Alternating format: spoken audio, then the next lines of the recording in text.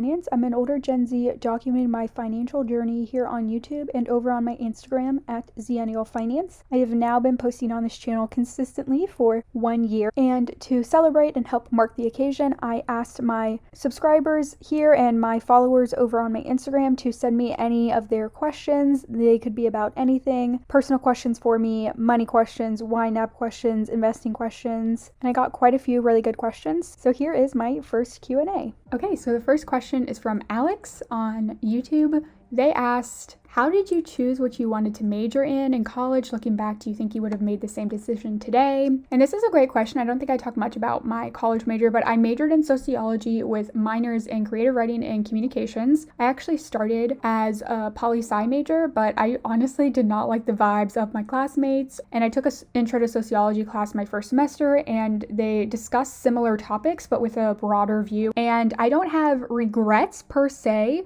but if I could go back in time with all of my knowledge that I have now, I probably would have picked something different. Now that I know I really like personal finance and money, maybe I would have done something more business related. My general tip is pick the major, and if not the major, at least minor in things that you're really interested in just personally, and then focus on getting lots of internships or job experience in the industry that you eventually want to enter into. Lindsay asks a great question. She asks, besides budgeting videos, what else do you watch on YouTube? To be honest, 90% of my YouTube is budgeting, investing related.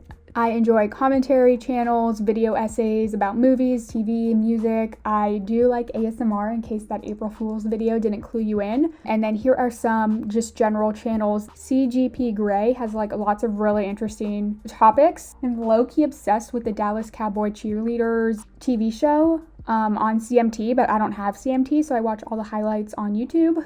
Lindsay also asks, what is your favorite no-spend way to treat yourself? And Lindsay, this question was hard for me. I definitely tend to treat myself by spending just because I don't really spend that much anyway as my default. But I thought about it, and taking breaks to walk around in the beautiful Florida heat, which I love, using reward points or systems from my favorite restaurants or stores to get free things. I'll definitely keep an eye out for when I hit a certain milestone, and then if I can get something for free, I do that a lot with Starbucks. Lighting a candle and sitting in the bathtub, that's a good one. So yeah, that's kind of what I came up with. So transitioning now to talking more about family and money, Gabby asks, how is the topic of money handled when I was growing up? And it wasn't talked about. I feel like that was the main takeaway.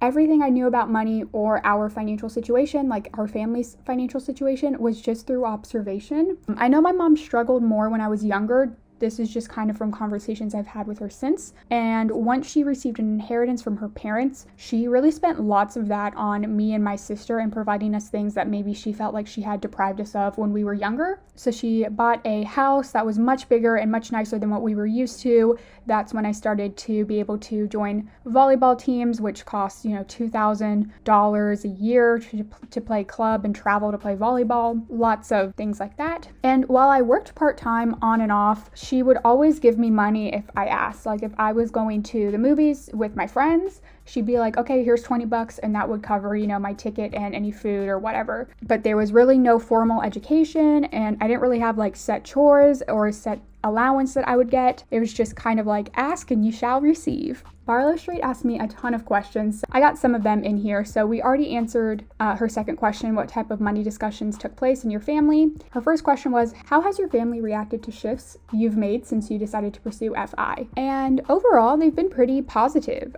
They don't know I'm pursuing FI in so many words, but they know I'm very interested in personal finance. And they all knew that I was working really hard to pay off my student loans and that I have now paid off my student loans. And I talk the most about, money and my financial situation with my mom just because I live with her and, she sees me working on my spreadsheets and she's like, what are you doing? And I think she's really proud of my knowledge and passion, especially considering her own kind of lack thereof and confidence in the areas. And actually recently my sister has said she wants to set up some time for me to help her with investing and savings. So that makes me really excited. Another question from Barlow Street is, You've talked on your Instagram about your mom's retirement journey, which I have done that, so I want to plug my Instagram at @zennialfinance. For people who are not familiar, my mom is in the traditional retirement range where she qualifies for Social Security, but she does have credit card debt, and she doesn't have that much in retirement. She's definitely better than some people who have like absolutely nothing saved. So Barlow asks, how has your mom's mindset been when we have these conversations? She has a really good mindset. We've had productive talks that have allowed me to understand how she grew up because she is a boomer, and so I kind of got to understand how her parents approached and talked about money or didn't talk about money actually with her, and the experiences she's had when she was growing up, and then when she was married to my dad, and then when she was divorced and a single mom. So that's been really insightful for me. But she does refer to me as her financial advisor, like even to her friends. She'll be like, this is my daughter, she's my financial advisor, she tells me everything I need to do, which I just think is like so cute, and it makes me so happy. And then the second question to that is, are there any lessons you've learned from her experience? The number one thing that I took away from hearing her talk about how she was brought up, it's really important for anyone and everyone to learn about personal finance. I don't want to exclude young boys or men, but for her personally, she had a brother and he was kind of encouraged to learn about money from their parents, but they never talked about money with her. The kind of attitude was like, well, your husband will understand it and take care of it for you, and that was definitely not the case. So not only did she never have that knowledge, she also had this idea that she just wasn't meant to understand it because she was a girl, and that's definitely impacted her into adulthood.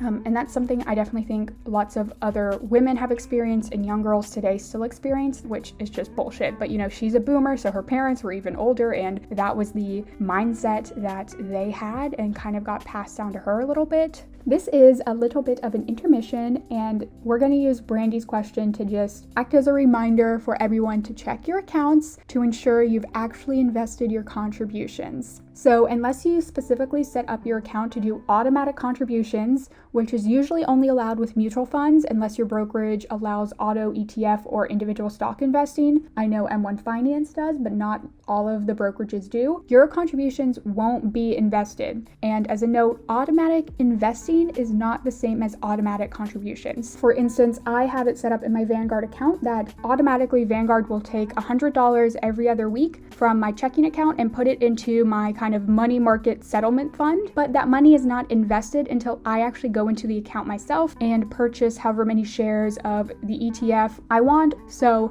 again, just go check all of your investment accounts. It's never a bad idea to just check every once in a while. Next, we're going to answer some questions about YNAB. Cassandra Rose has a question about the yearly monthly subscription and free trial. She would like to know, if she signs up for the free trial, does she have to choose a subscription option before the trial starts? And to my knowledge, at least from when I signed up and did my free trial, I don't know if they've changed it since then, you do not have to select your subscription option, either the monthly plan or the annual fee, until the end of the trial or when you finally decide to commit. And I did just want to say that YNAB offers a money back guarantee if after you pay the subscription, you are no longer finding it worthwhile. So Gen Z Net Worth over on Instagram wanted to know how I would compare YNAB to Excel. Y'all know I love Excel, and I have tons of spreadsheets of my own that I like to track for like really minute details about my investments or just other financial data. But YNAB is definitely, without a doubt, the overall more powerful tool. What I love is I can change a million things on my budget easily and change it back just as easily. I can rename categories, create new ones, rearrange the budget structures, and I have access to half a dozen fantastic reports, and even the best budget workbooks or spreadsheets that I have seen cannot do that. I have tried a couple of them out for myself, and I think they are very well made. And if you're really against paying a subscription, definitely check out some of the handmade Excel spreadsheets that people have for sale, because they are very powerful and beautiful to look at. But at the end of the day, I truly believe that YNAB is a better tool, and I recommend checking out my Is YNAB Worth It video for more details comparing YNAB to other budgeting options. Okay, here are some more great questions from Barlow Street. So she asks, do you regret paying off your student loan so quickly? What has been your biggest money regret and success? So how I frame it in my head is, yes, I have some regrets about choices I made in college and in high school about where and how I spent my money and how I treated money. But I don't really beat myself up about that because I didn't really know any better. I didn't have the basics of personal finance down. So personally, I don't think it makes sense to beat yourself up about that. Although, yes, if I could go back in time with the knowledge I had now, I would definitely make different choices. So the biggest money regret I do have isn't related to bad spending. It's just, oh dang, I feel like I missed out on a really great opportunity. And that was not contributing to my 2019 IRA when I had the chance. So in 2019, I was just so focused on paying off debt. I made the conscious decision not to invest in anything, not to invest in my 401k or my IRA.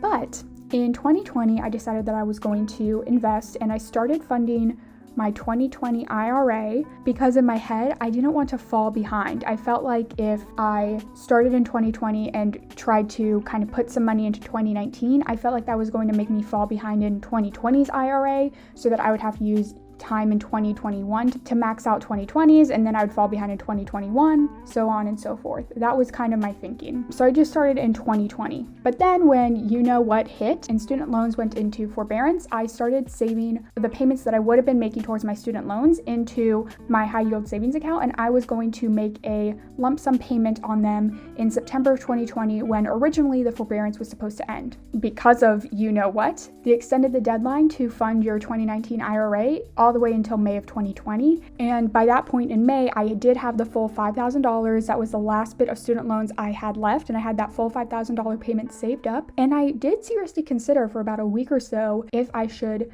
dump that money into my 2019 IRA instead of holding on to it. And at the end of the day, I decided not to almost fully max out my 2019 IRA because I was just concerned I wouldn't be able to save up that $5,000 again by September of 2020 when the student loans were supposed to come out of forbearance and start charging interest again. I wasn't going to be able to save that money and still max out my 2020 IRA within the 2020 calendar year, which was my goal.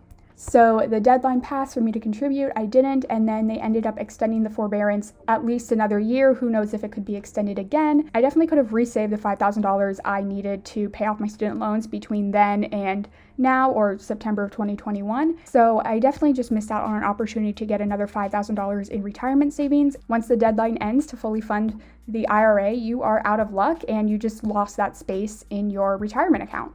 That's my biggest regret. Obviously, I can't see the future. I didn't know what was going to happen, so I made the more conservative and safe choice. But I really did think about it so hard in May of 2020. Barlow Street also commented, I've noticed a marked de-emphasis on retiring early for you. What comes after financial independence? What is your next big financial priority? And I still consider myself on the FI path. There are just a lot of variables that I don't know about that make doing those FIRE videos kind of difficult because I don't have a set FIRE number or a FIRE date or age. I have an idea, a general range of anywhere from $40,000 to $80,000 a year is probably where my annual expenses are going to end up. And I would like to retire anywhere between 40 to 55 years of age. So I can guess my annual expenses, but until I'm fully living on my own, I don't really know all of my expenses. And obviously you don't have to know what your expenses are going to be in 30 or 40 years to start planning for FI. I would just prefer not to have a set or even a range of FI numbers. So instead of focusing on my percent to FI, since I don't know that number yet, I like tracking all the little milestones or things that you might not even notice. So here's an example. I can note when I can withdraw $1,000 a year from my invested assets based on a 4 or 3.5 or 3%,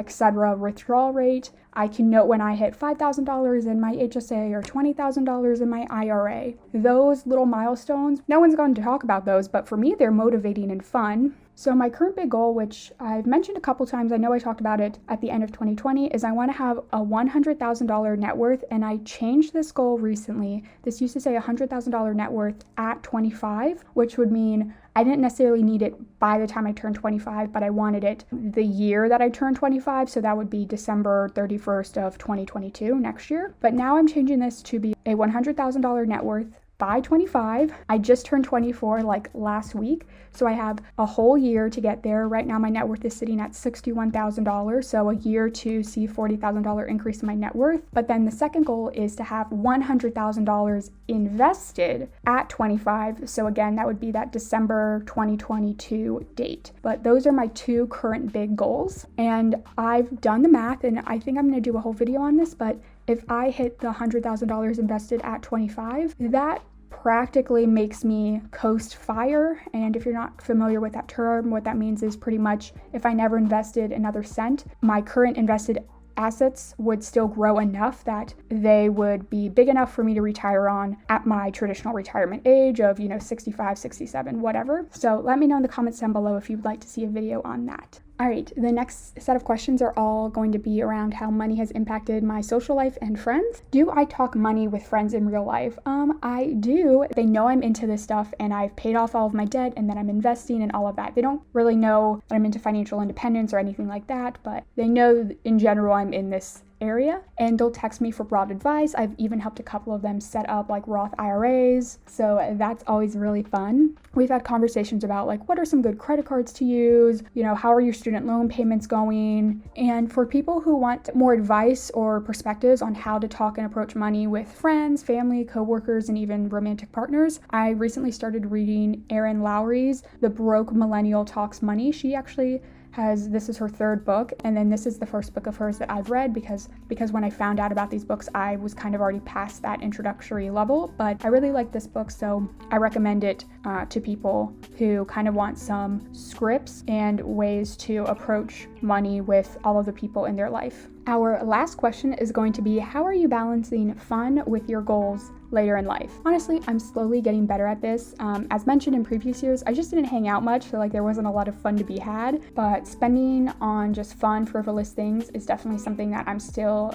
having problems with, coming out of that extreme mode of putting everything I have towards debt, but I am trying to have more room in my budget for fun. So for example, in 2020 and 2019, I spent just under $10,000 each year on all of my transactions. So, my bills to my mom, my dining out, everything. And so my goal for 2021 is now to spend $15,000 for the year. I mean, up to $15,000. I can honestly spend less, but there's obviously a $5,000 difference there, and that's to account for increased spending in gifts for family and friends, traveling to see friends, medical needs, because I do have a tendency to kind of just skip the doctor or skip doing something for my health and wellness if it's going to save me a couple bucks. Personal care, like, beauty services, going to the spa, things like that. Just straight up fun and shopping, dining out, all of that fun stuff. So I'm definitely making an active effort and decision in my spending to spend more on myself. And here's just my general perspective. If you are consumer debt free and you are investing or saving at least 20% of your income, that's kind of my goal. And if you do have any student loans, you have a plan for paying them off or addressing them in a reasonable amount of time. If all of those three things are true for you, you should definitely spend on yourself, make room for your budget in yourself for that. Just be aware of where and how you are spending that money. I recommend checking out ynab so you can look back and determine if that spending really is worth it to you. My personal opinion is that daily coffees or weekly manicures or whatever your fun money is, those should not just be for the ultra rich. Like I said, you're debt free, you're paying off your student loans or your low interest debt in a reasonable amount of time, you're investing and saving at least 20%, you should still be allowed to treat yourself and spend money. Sorry for the abrupt ending, but this video is getting kind of long, and those were all of my questions and kind of all of my rambling thoughts. So I wanted to thank you all so much again for subscribing to my channel and joining me on this journey for the past year. It's been awesome, and I'm so glad I get to connect with all of you. It's just been great to talk to other people who are interested in this stuff as well. With all of that being said, as always, I hope you all are staying safe and healthy and that you have a good day.